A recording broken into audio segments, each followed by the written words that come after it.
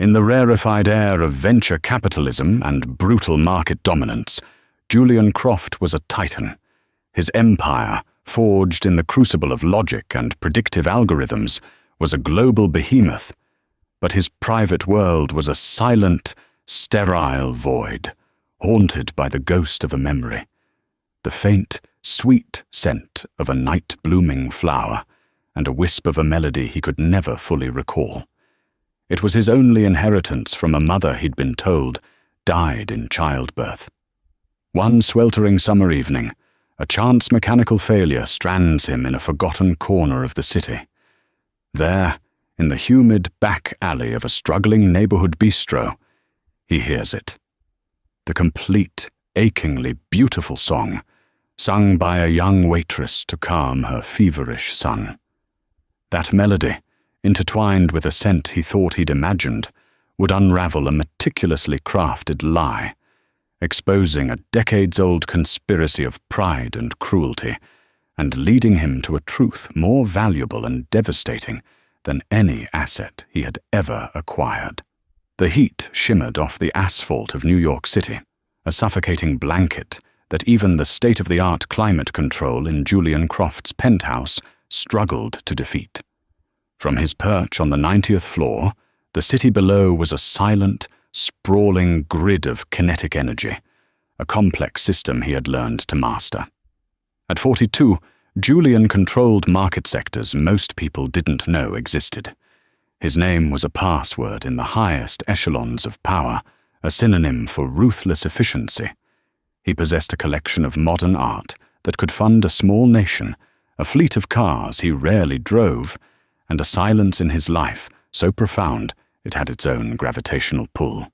His home, a monument of glass, steel, and polished concrete, was designed by a world-renowned architect to be a sanctuary of contemplative minimalism. In reality, it was a beautiful, echoing mausoleum. It was a perfect reflection of the man who occupied it, impeccably designed, formidably intelligent, and utterly devoid of warmth. The source of this deep, internal void was not something he could quantify or acquire. It was a sensory ghost. Since childhood, he had been plagued by a recurring, fragmented dream. In it, he was very small, looking up through a lattice of dark green leaves at a canopy of brilliant white stars. There was a song, a woman's voice, soft and clear, and a pervasive, intoxicatingly sweet scent. The dream always ended before he could see her face or grasp the lyrics. He'd spent a fortune on therapists who called it a primal fantasy, a manifestation of his abandonment as an infant at the steps of a city orphanage. He'd hired musicologists who could find no record of the melody, and botanists who could not identify the flower from his vague descriptions. It was, they concluded, a fiction of his subconscious. Tonight, the void was a chasm. He had just finalized the acquisition of a European biotech firm, a strategic masterstroke that had taken 2 years of relentless, clandestine maneuvering. His board was toasting the victory with vintage champagne at a private club. He should have been there, the conquering general, but the triumph felt like consuming dust. He craved something that wasn't a number on a screen or a headline in the financial press. Driven by an uncharacteristic restlessness, he dismissed his driver. He took the keys to a vehicle he hadn't touched in years, a restored 1968 Jaguar E-Type, a machine of pure analog emotion in his digital world. He drove aimlessly, the throaty roar of the engine a welcome intrusion into the silence. He left the glittering canyons of Manhattan behind, crossing a bridge into a part of Brooklyn that time seemed to have forgotten, a warren of brick tenements and old, family-run businesses. It was there, on a dimly lit street lined with struggling storefronts, that the impeccably maintained classic car gave a violent shudder and died. The engine fell silent, replaced by the chirping of crickets and the distant wail of a siren. Julian Croft, A man whose life was a fortress of contingency plans was stranded. He was about to make a call that would dispatch a team of security and mechanics, a silent, efficient extraction from this inconvenient reality. But then, a scent wafted through the open window. It was faint, carried on the thick, humid air, but it was unmistakable. Sweet, complex, nocturnal. It was the scent from his dream. His head snapped up. It was coming from a small, struggling restaurant across the street. Serafina's Garden, read the faded, hand-painted sign above a door flanked by overflowing window boxes. The place was the antithesis of his existence. It looked tired, worn at the edges, but alive. A warm, golden light spilled from its windows. He could sit in his dead, multi-million-dollar car and wait for his sterile world to retrieve him, or he could follow the ghost. With a sense of unreality, he got out of the car and crossed the street. The interior was small and cluttered, filled with the rich smells of garlic, basil, and simmering tomatoes.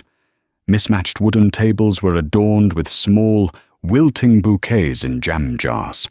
The walls were covered in faded botanical prints. In a far corner, a young woman in a worn waitress apron was wiping down a table.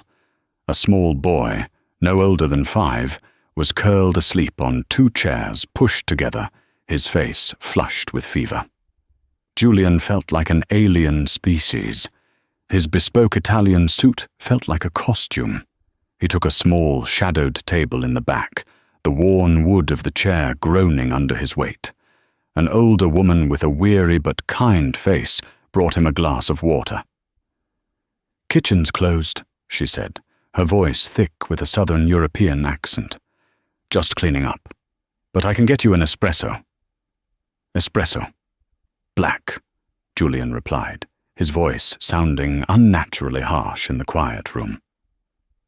As the old woman disappeared into the kitchen, his gaze was drawn back to the young waitress and the sleeping child.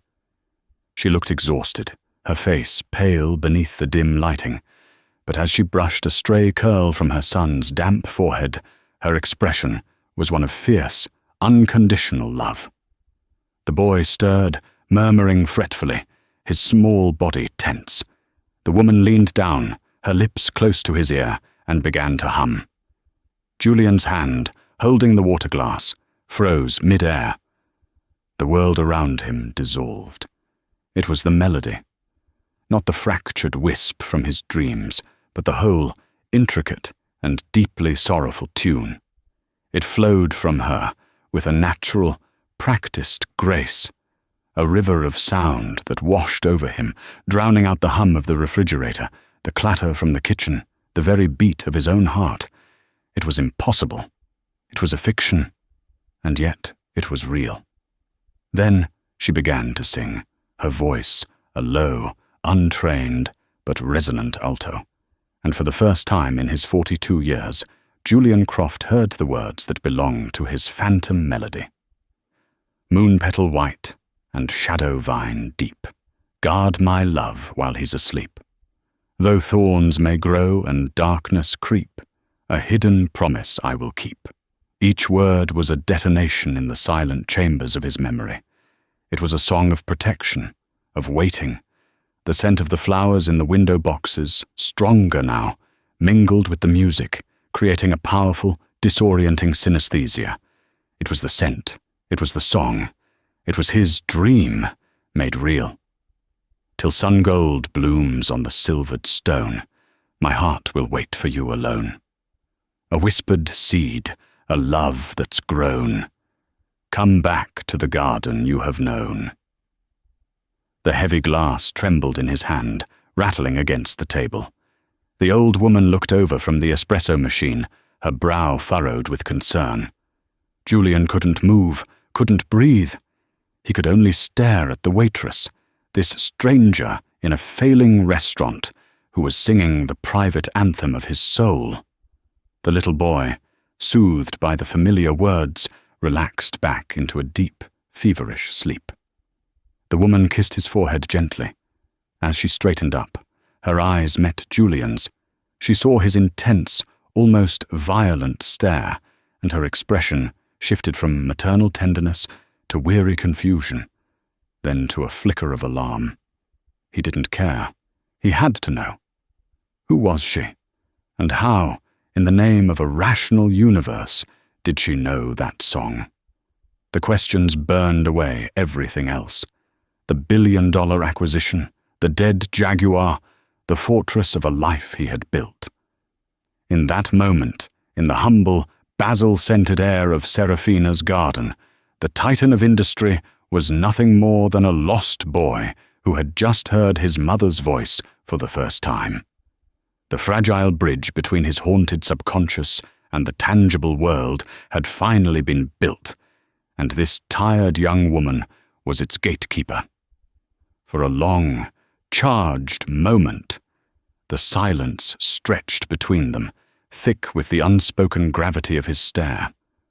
To Clara he was an anomaly, a man whose suit probably cost more than her annual rent, looking at her and her sick child with an unnerving, predatory intensity. To Julian, she was the oracle he never knew he was searching for, the sole possessor of a key to a lock he hadn't known existed. His mind, a finely tuned instrument for analysis and strategic dissection, began to reboot, attempting to impose order on the emotional chaos. The initial wave of shock receded, replaced by the deep-seated cynicism that had been his shield and sword for decades. It was a scam. It had to be. His search for the melody, while private, wasn't entirely secret. He had employed dozens of experts. Information could have leaked. He was a perennial target for elaborate hoaxes, for people claiming to hold a piece of his past in exchange for a piece of his future. Was this just the most intimate, most cruelly brilliant one yet? He rose from his chair, his movements stiff, almost mechanical. He crossed the small room, his tall frame casting a long, intimidating shadow over her corner. Clara instinctively shifted, subtly placing herself between him and her sleeping son, Leo. Her exhaustion was now overlaid with a sharp, protective edge. "Can I help you?" she asked, her voice quiet but not submissive. It had a resilience that surprised him. Julian dispensed with any pretense of social grace. His tone was cold, accusatory, the voice he used in hostile negotiations. "The song," he said, the words clipped. "The one you were just singing. Where did you learn it?" Clara straightened, taken aback by the aggression. I'm sorry?" "Don't be sorry. Just answer the question." The control he prided himself on was fraying, the raw emotion of the moment making him clumsy and brutal. "That song is not some common nursery rhyme. It's private." A flash of indignation ignited in her tired eyes. She had dealt with demanding customers, arrogant men who thought their money bought them the right to be rude. But this was different. This man radiated a desperate, almost unhinged energy. "You're mistaken," she said, her voice gaining a surprising firmness. "That was my grandmother's song. She sang it to my mother, and my mother sang it to me. Now I sing it to my son. It belongs to my family." Her conviction was absolute, a wall of certainty he hadn't expected. There was no flicker of deceit in her gaze, only the fierce pride of someone whose most sacred inheritance was being challenged by an aggressive stranger. This was not the reaction of a con artist caught in a lie. Julian's cynical theory began to fracture, leaving behind a profound and unsettling confusion. "Your grandmother?" he pressed, his mind racing, trying to find a new angle. "What was her name? What did she do?" "Her name was Eleanor," Clara answered, her chin lifting defiantly. "She was a gardener, a horticulturalist, really. And I don't see how any of that is your business." The old woman, whose name tag Julian now saw read Mama Rosa, began to shuffle out from behind the counter, holding a heavy metal ladle like a club. "Is there a problem here, Clara?" "I'm handling it, Rosa," she said, her eyes never leaving Julian's. Julian raised a hand, a gesture of de-escalation that felt foreign and unnatural. His usual tactics of intimidation and interrogation were failing. He needed to pivot. He needed to do something he hadn't done since he was a child, show vulnerability. He took a step back and slid into the opposite side of her booth, a startlingly intimate move that was both an invasion and a plea. The fine wool of his trousers whispered against the cracked vinyl seat. "My name is Julian Croft," he said, deliberately softening his voice, letting the genuine exhaustion he felt seep into it. "I was an orphan, left at the St. Jude's Home for Infants. I have nothing from my parents. No name, no history. Nothing, except a fragmented memory of that song. Just the melody. And a scent. A flower I could never identify." He gestured towards the window boxes. "The flowers you have, I smelled them from the street." Clara's gaze followed his. "Night-blooming jasmine and moonflowers. My grandmother loved nocturnal plants." "I've spent years," Julian continued, his voice low and intense, "trying to find that song. I thought it was a dream, a phantom, until tonight.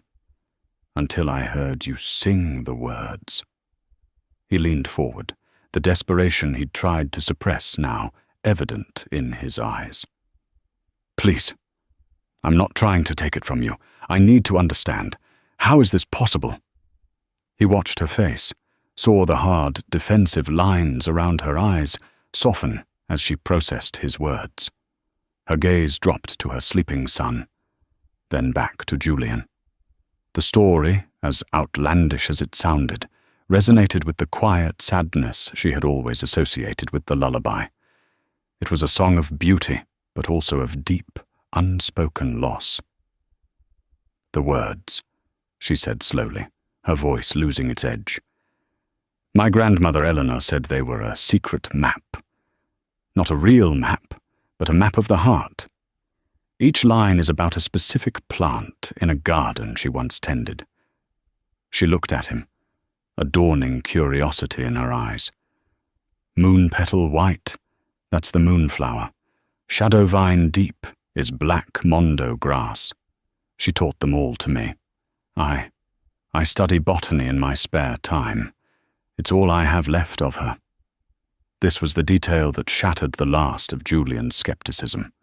It wasn't just a shared song. It was a shared, specific, and esoteric knowledge.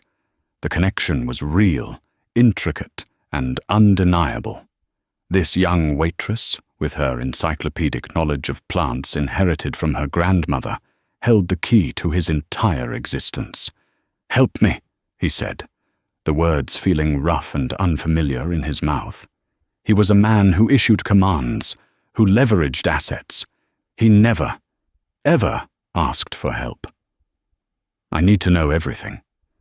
Everything your grandmother told you about that song, about that garden." Clara looked at Leo, his small chest rising and falling in the shallow breaths of a fever. She thought of the stack of unpaid medical bills on her kitchen table, the eviction notice tucked in her purse. Her life was a tightrope walk over a canyon of debt, and she was losing her balance. Now this powerful, haunted man, who looked like he could buy the entire city block, was sitting in her booth, claiming a piece of her history, offering a mystery she couldn't deny was now her own. "Why should I?" she asked, not as a challenge, but as a genuine question. "This is my family's story. It's precious. It's private." Julian understood. It was a transaction, like everything else in his life. He couldn't demand her story. He had to purchase her time, her knowledge. He had to make an offer that would solve her problems so she could help him solve his. "Because," he began, his voice shifting back to the familiar, confident cadence of a deal-maker, I believe our pasts are intertwined. I believe your grandmother's story is the first chapter of my own, and I will pay any price to read the rest of the book." He saw the conflict in her eyes, the instinct to protect her family's legacy versus the pragmatic need to protect her son's future. He pressed his advantage, speaking her language, the language of survival. "I'm offering you a job, Ms. Clara Rossi," she supplied quietly. "Ms. Rossi, quit this job. Starting tomorrow, you work for me. I'll pay you a salary that will make your current income look like a rounding error. I will cover your son's medical expenses, all of them, with the best doctors in the city. I will move you into a safe, comfortable apartment. Your only responsibility will be to help me uncover the truth behind this song. All I require is your knowledge, your grandmother's story." Clara stared at him, her mind reeling. It was an absurd, impossible offer, a dark fairy tale unfolding in the last place on earth she'd expect one. It could be a trap. The man was intense, possibly unstable. But then she looked at Leo, felt the heat radiating from his small body, and the choice became devastatingly simple. Julian Croft's offer wasn't about wealth. It was about security. It was about a future for her son free from the constant, grinding anxiety that defined her present.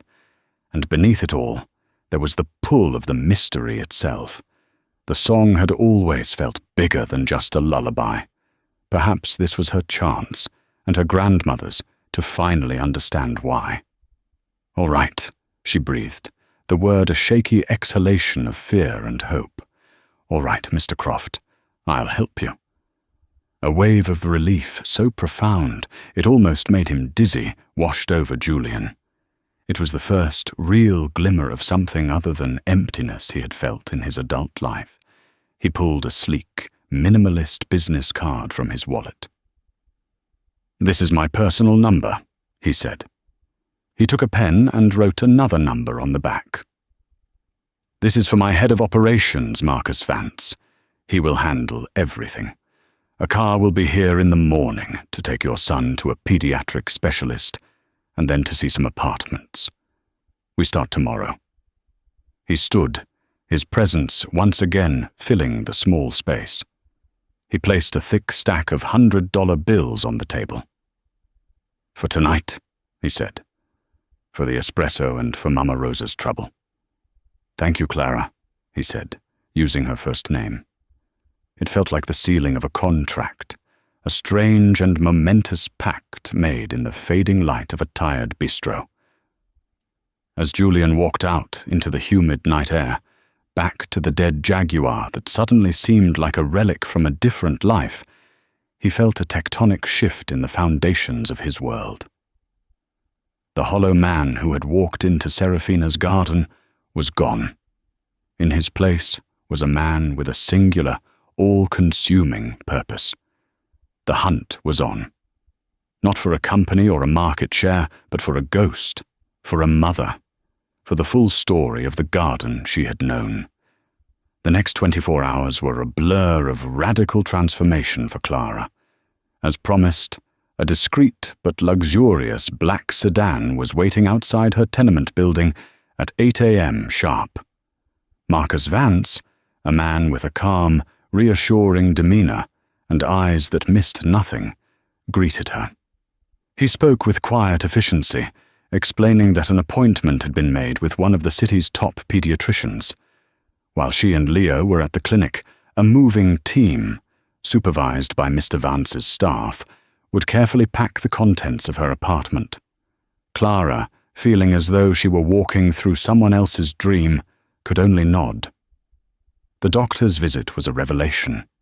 Leo, who had been suffering from a recurring, low-grade bronchial inflammation that her local clinic had struggled to manage, was diagnosed swiftly and prescribed a course of treatment that began to work within hours. The relief was so overwhelming, it brought tears to her eyes. From there, They were taken to a modern, sun-drenched apartment in a secure building with a doorman, a world away from her cramped, drafty walk-up. It was furnished, clean, and stocked with groceries. There was a bedroom for her, and another for Leo, already filled with new toys and books. Her few precious belongings, her grandmother's books, a box of old photographs, Leo's favorite stuffed animals, had been carefully unpacked and arranged. It was all too much, too fast. Their first official meeting was held not in a boardroom, but in the spacious living room of her new apartment. Julian arrived that evening, looking less like the menacing figure from the restaurant, and more like a man burdened by a great weight. "Is your son comfortable?" he asked, his first words a stark contrast to their initial encounter. "He's sleeping. The new medicine. It's working," she said, her voice thick with gratitude. "Thank you. I don't know how to." "This is a business arrangement, Miss Rossi," he interrupted, though without the harshness of the previous night. He was setting boundaries, re-establishing the terms. "Your expertise in exchange for my resources. Let's begin." Clara led him to the dining table, where she had laid out the treasures she had guarded her whole life. Her grandmother Eleanor's collection of leather-bound journals. They were not diaries, but gardening logs, filled with meticulous notes on soil pH, planting schedules, and weather patterns. But interspersed among the scientific observations were personal, lyrical passages. "She wrote in all of them," Clara explained, her hands hovering reverently over the worn covers. She said the garden was her memory palace. Julian watched as she opened the oldest journal, its pages brittle and yellowed with age. The handwriting was an elegant, looping script. Clara, who knew the journals by heart, flipped to a section dated over 50 years ago. "Here," she said. This is when she started the job, at the Finch estate. Julian leaned closer as she began to read aloud. May 12, 1971. "Began my new post today as junior horticulturalist at the Finch estate on the North Shore. The grounds are immense, a kingdom of old trees and formal gardens, but the patriarch, Mr. Alistair Finch, rules it like a tyrant. He demands perfection. Every rose pruned to the millimeter, every lawn edged with geometric precision. There is no wildness here, no soul. It is a beautiful, sterile prison of botany. My primary charge is the private greenhouse and garden of his daughter, Miss Seraphina Finch. She is a wisp of a girl, barely 18, with eyes that hold a universe of sadness. She seems terrified of her own father. She speaks in whispers. But when we are in the greenhouse, surrounded by her orchids and ferns, something in her comes alive. She has a true gift, a connection to the green world. I think we shall be friends." Finch. The name landed in the quiet room with the weight of a stone. Julian's researchers had already identified Alistair Finch as a reclusive, old-money industrialist, a contemporary of his own grandfather, known for his obsessive privacy and iron-fisted control over his family's vast fortune. They continued to read, piecing together the story from Eleanor's entries. A deep and secret friendship blossomed between the lonely heiress and the quiet, knowledgeable gardener. The journal chronicled their shared passion for botany, their experiments with cross-pollinating rare flowers, and Seraphina's growing despair under her father's oppressive thumb.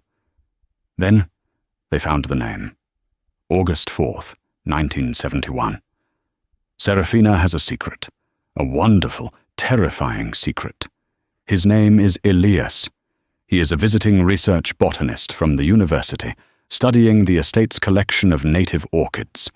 He has no money, no pedigree, but he sees the world with the soul of a poet. He doesn't see Seraphina Finch, the heiress.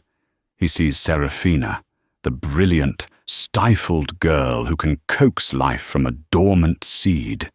They meet in the old, forgotten, walled garden at the far edge of the estate, a place Mr. Finch has long ignored. I bring her messages. I cover for her when her father demands to know her whereabouts. It is a dangerous game, but to see the light in her eyes when she speaks of Elias, it is like watching a dormant flower finally bloom. Julian felt a strange, vicarious thrill. This Elias, this phantom father, was not just an artist, but a scientist, a man of knowledge. It made sense. It felt right. The next entry was the one that changed everything. October 29th, 1971. A miracle and a catastrophe.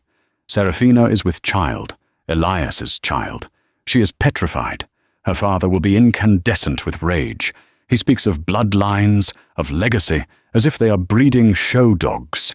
He would ruin Elias, destroy his career, and likely disown her. We must hide this for as long as we can. Tonight, Elias came to the walled garden. He has been working on a song for the baby, a lullaby. He wrote the most beautiful, haunting melody on an old guitar. Serafina, who has the soul of a poet, wrote the words. It is their secret map, their vow. Each line is a reference to the plants in their secret garden, a guide for the child to find its way back to them, should they ever be separated. She calls it the gardener's promise. They sang it to me tonight, their voices twined together under the rising moon. It was the most beautiful and heartbreaking prayer I have ever heard. There it was, the origin. The lullaby wasn't just a song, it was a testament, a treasure map of love created by his mother and father. Julian looked at Clara, her face illuminated by the reading lamp, and saw not just an employee, but a custodian of his own history, the granddaughter of the woman who was the sole witness to his parents' love. The tone of the journal shifted dramatically in the following weeks. The entries grew shorter, more frantic. They documented Serafina's secret pregnancy, the morning sickness hidden as a stomach flu, the loose-fitting gardening smocks that concealed her growing belly. They described Alistair Finch's mounting suspicion, his cold, questioning eyes following his daughter everywhere. The final entries were written in a shaky, tear-blotted scrawl. April 11th, 1972. He knows. God help us! Alistair Finch found out everything. He must have followed her. He appeared at the gate of the walled garden this morning like an avenging angel. The rage in his eyes was inhuman. He didn't yell. He was cold, precise, deadly. He called Elias a genetic interloper, a fortune-hunting parasite. He called Serafina a vessel of disgrace who had tainted the Finch bloodline. He dragged her from the garden. He fired Elias on the spot and had him escorted off the property, threatening him with utter ruin if he ever tried to make contact again. April 15th, 1972. Serafina is gone. Her father sent her away to a private clinic for rest in Switzerland. That's the official story. He threatened me. He looked me in the eye and said, if I ever breathed a word of this to anyone, he would ensure not only that I would never work again, but that my family would face hardships they could not imagine. I have a daughter of my own to think of. I am a coward. May 20th, 1972. A letter arrived today, with no return address. It was from a nurse. The baby, a boy, was born a month ago, healthy and strong. He has his mother's eyes. The nurse said, Mr. Finch's men took the baby as soon as he was born. They are sending him to an orphanage in the city, with no name, no history, an anonymous donation, a clean slate. My heart is broken. I have failed, my friend. A little boy has been cast adrift, and his mother is locked away, thinking him gone forever. I have nothing left of them but a song and the memory of a garden. The journal ended there. The rest of the pages were blank. The apartment was utterly silent. Even the city outside seemed to be holding its breath. Clara slowly closed the book, her face pale.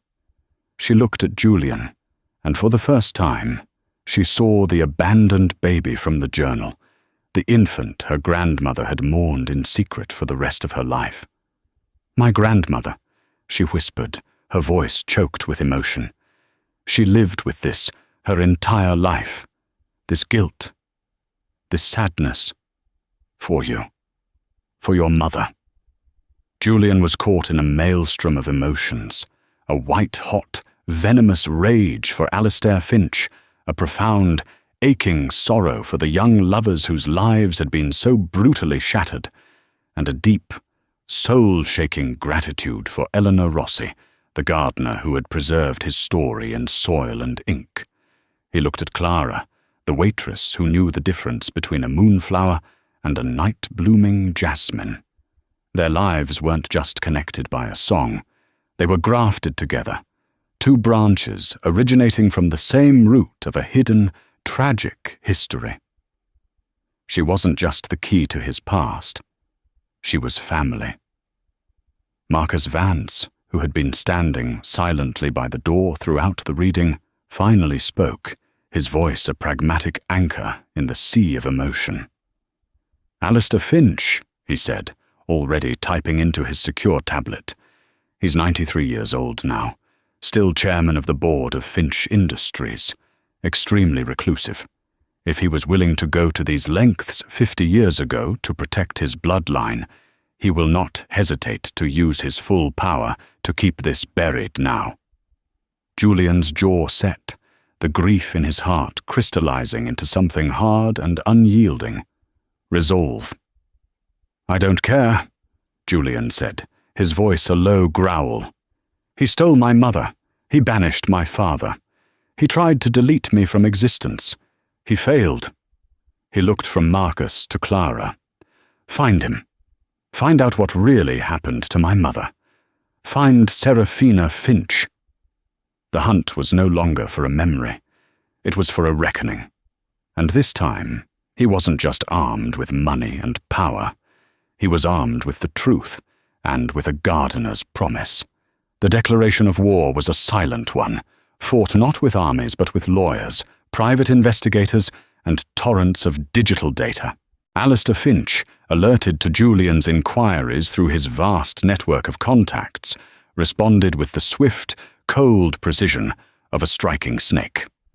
Suddenly, Julian's holding companies faced aggressive, unannounced audits. Whispers of regulatory investigations began to surface in the financial media.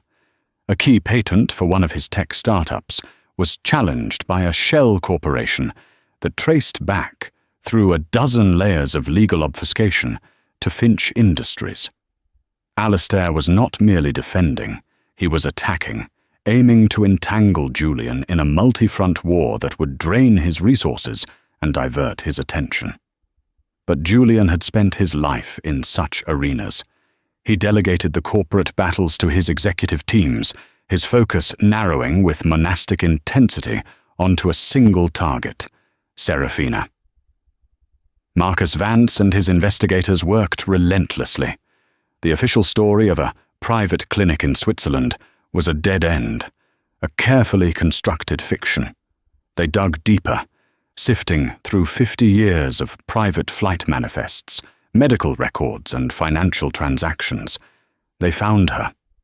She had never been to Switzerland. Minutes after her son was born in a private, discreet hospital in New York, Serafina Finch, then 19, had been transferred to a place called Blackwood Manor, a long-term psychiatric care facility in a remote corner of Vermont. The committal papers, signed by her father, cited postpartum psychosis and extreme emotional fragility. She had been a resident there for 50 years. She was alive.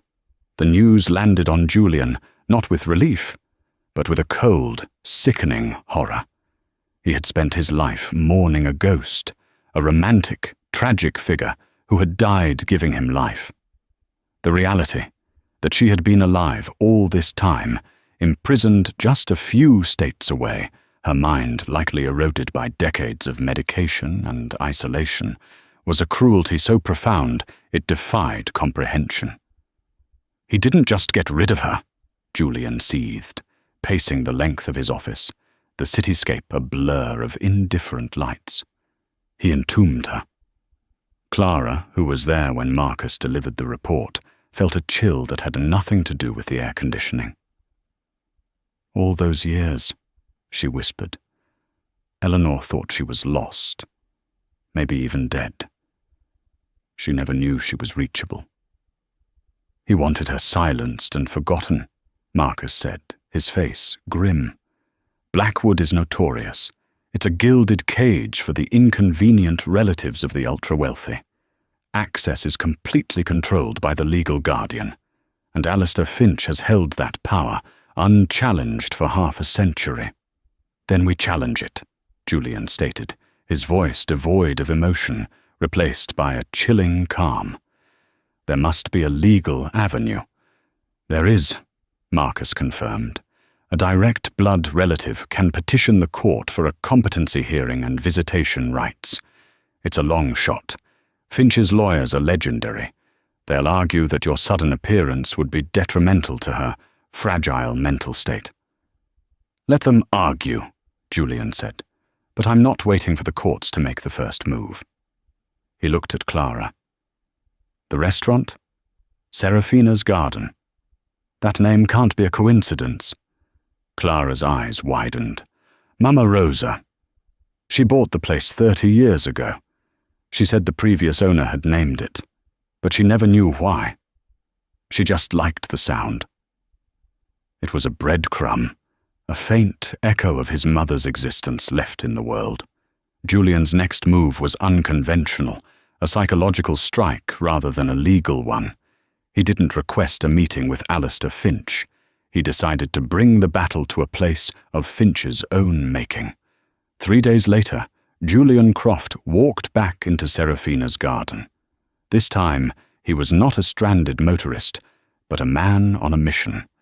He had purchased the building that housed the restaurant, along with the 2 adjacent properties. He had paid off Mama Rosa's debts, giving her a comfortable retirement, and offered Clara the position of manager of the new enterprise he was funding, a foundation dedicated to preserving heirloom plants and funding community gardens, to be headquartered right there. But tonight, the restaurant was closed to the public. It was set for one guest only. Alistair Finch arrived, not in a flashy limousine, but in a muted grey Bentley, the epitome of old, understated power. He was 93, but walked with the aid of a simple ebony cane, his posture ramrod straight. His eyes, a pale, icy blue, swept over the humble restaurant with undisguised contempt. He looked at Julian, then at Clara, who stood silently behind him, a look of dismissal on his thin, aristocratic face. "Mr. Croft," Alistair began, his voice a dry, papery rustle. "Your flair for the dramatic is as gauche as your business tactics. What is the meaning of this provincial theatre?" "This was my mother's," Julian said simply, gesturing to the faded sign. "Or at least the name was. A small piece of her you failed to erase." A flicker of irritation crossed Finch's face. "Your mother was a mentally unstable girl who would have brought ruin and disgrace upon our family. I did what was necessary to protect our legacy." "You mean your pride?" Julian countered, his voice dangerously low. "You stole her child, locked her away, and told the world she was unwell. You buried her alive because she fell in love with a man you deemed unworthy." "Unworthy?" Finch scoffed, tapping his cane on the floor. "He was a nobody, a genetic pollutant. I cleansed the bloodline. Look at you.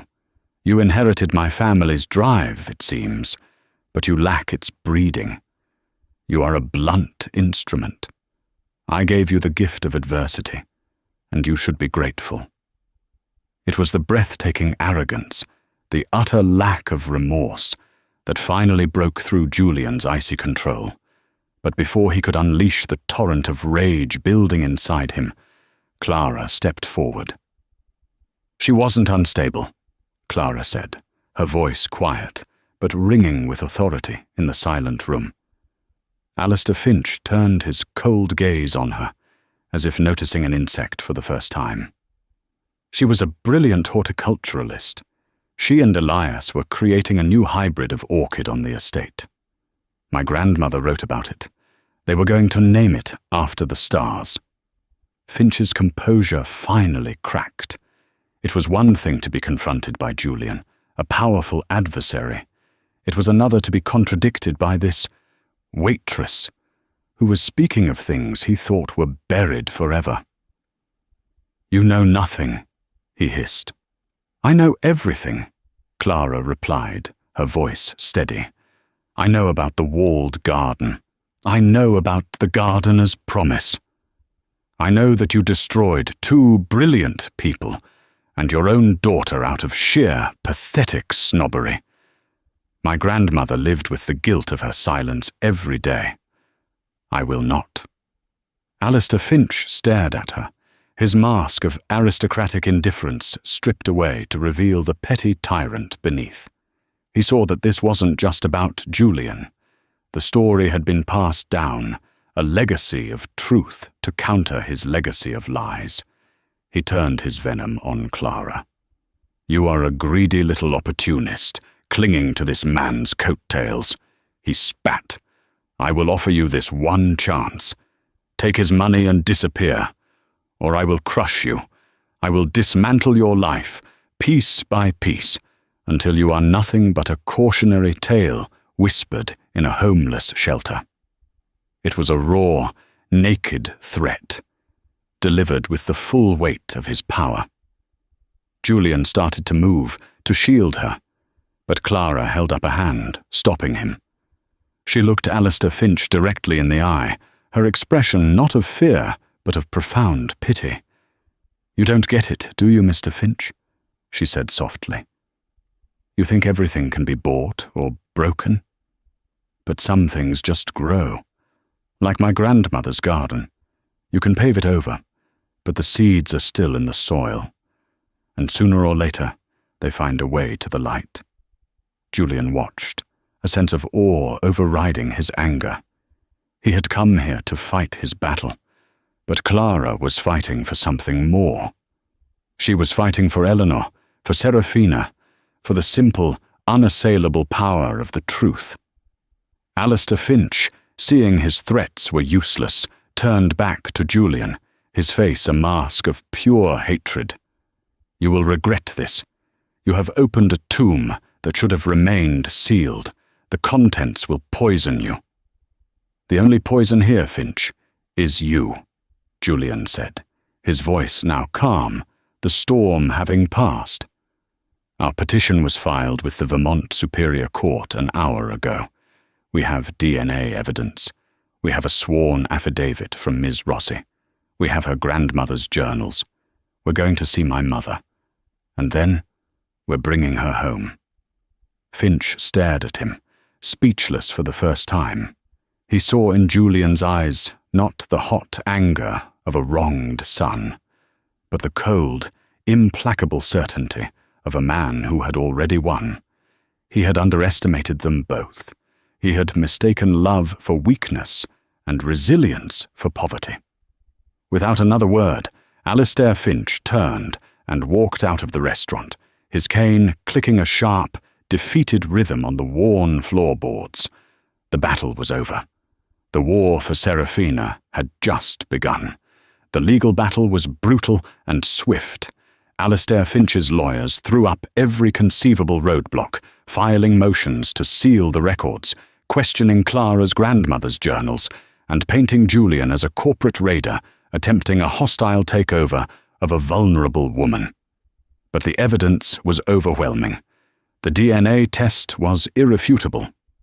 Eleanor's journals provided a detailed, contemporaneous account that lent profound weight to their claims.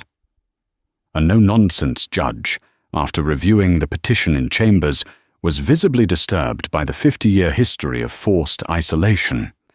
She granted Julian's motion, issuing a court order for an immediate wellness visit to be followed by an independent psychiatric evaluation of Serafina. The drive to Blackwood Manor in Vermont was a journey into a different world. The facility was set on hundreds of acres of pristine, manicured landscape, looking more like an exclusive resort than a psychiatric hospital. The beauty of the place was obscene, a gilded facade for a life sentence. They were met by the facility's director, a man with the smooth, practiced empathy of a funeral director, who explained that Serafina's condition required a calm, predictable environment. "She has good days and bad," he said evasively. "Decades of treatment have stabilized her. Please manage your expectations." He led them down a silent, thickly carpeted corridor to a sunroom at the end of a private wing. And there she was. She was sitting in a wicker chair, looking out over a rolling lawn. Her hair, which Eleanor had described as the color of dark honey, was now pure white, cut short and neat. She was thin, almost translucent, but the bone structure of her face was still elegant. She held a trowel and was methodically, meaninglessly, repotting the same small orchid, moving soil from one pot to another and back again, her movements placid and disconnected. Her eyes, the same shade of blue as her father's, were clouded and distant. They held no sadness, no anger, no anything. They were simply vacant. Julian's heart seized in his chest. This was the result of Alistair Finch's protection. A spirit hollowed out, a mind scrubbed clean by chemicals and routine, leaving behind a placid, beautiful shell. "Mother?" he said, his voice cracking on the word. She didn't turn. There was no flicker of recognition. The director cleared his throat. "As I said, she can be quite remote." Julian walked slowly towards her, kneeling beside her chair. "Serafina," he said, his voice softer. "My name is Julian. I'm your son." Her gaze drifted over him, unseeing, before returning to the orchid. The emptiness in her eyes was a physical blow. He had fought the dragon, stormed the castle, only to find the princess had forgotten her own name. A cold, absolute despair began to wash over him. All for nothing. Clara watched, her heart aching for him, for the woman in the chair. She thought of the lullaby, the map of the heart. She thought of her grandmother's journals, of the passion and brilliance they described. She refused to believe it was all gone. She noticed the orchid Serafina was tending. It was a common phalaenopsis, a standard greenhouse variety. But in Eleanor's journal, she had written about a specific, rare orchid Elias had been cultivating, one with a powerful, unique scent. Clara stepped forward, past Julian. She leaned down, not speaking to Serafina, but to the plant. "It's beautiful," she said softly. "But the soil looks tired. My grandmother always said that to encourage a bloom, you have to remind the roots of what they're reaching for." She began to hum, the melody of The Gardener's Promise, filling the sterile, quiet room. At the first few notes, Serafina's methodical movements faltered. The trowel paused in her hand. Her head tilted, a subtle, bird-like movement, as if trying to place a sound from a distant, fog-shrouded shore. Julian held his breath, watching his mother's face. Clara's voice, clear and full of an inherited love, rose as she sang the first verse. "Moon petal white and shadow vine deep. Guard my love while he's asleep." Serafina's vacant eyes flickered, a tiny spark in the grey embers. Her pale lips, which had been slack, parted slightly. She turned her head slowly, her gaze moving from the orchid to Clara, and then to Julian. Clara continued, her voice gaining strength.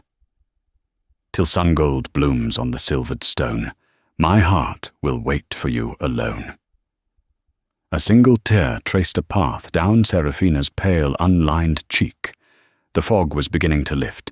A memory, buried under 50 years of chemical winter, was starting to thaw. And then a voice, raspy from a lifetime of disuse, but miraculously, breathtakingly clear, joined hers. A whispered seed. Serafina sang, her eyes for the first time truly focusing on Julian's face. A love that's grown. The clouds parted. The recognition that dawned was not just of the song, but of the face she had only seen in her dreams. The face of the man she had loved. Elias, she whispered, her voice filled with a half-century of longing. Tears streamed down Julian's face as he took her small, frail hand in his. "No," he said, his voice thick with an emotion he had never known. "It's Julian, your son." Her name for him, the name she must have chosen, recognition, total and devastating, flooded her eyes.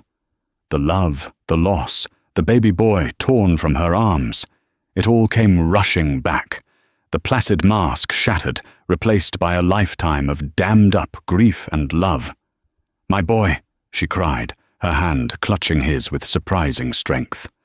"My beautiful, whispered seed." Julian leaned in and wrapped his arms around her, holding his mother for the very first time. He was no longer Julian Croft, the Titan. He was just a son, finally, miraculously, home. Clara stood back, weeping silently, a witness to a promise kept, a gardener's prayer finally answered. The lullaby had done what no court order or army of lawyers could. It had found its way through the thorns and the darkness, and brought a mother back to the garden she had never truly left. 6 months later, the penthouse on the 90th floor was a place transformed. The contemplative minimalism had given way to a vibrant, lived-in warmth. The stark white walls were now home to framed botanical illustrations. The air, once sterile and still, now carried the scent of fresh-cut flowers, and, often, the smell of Clara's baking from the now frequently used kitchen. Leo's laughter echoed in rooms that had only ever known silence. Serafina's recovery was a slow, delicate process. Freed from Blackwood and the fog of decades of over-medication, her mind began to heal. There were gaps, moments of confusion, but with each passing day, more of the brilliant, passionate woman from Eleanor's journals emerged.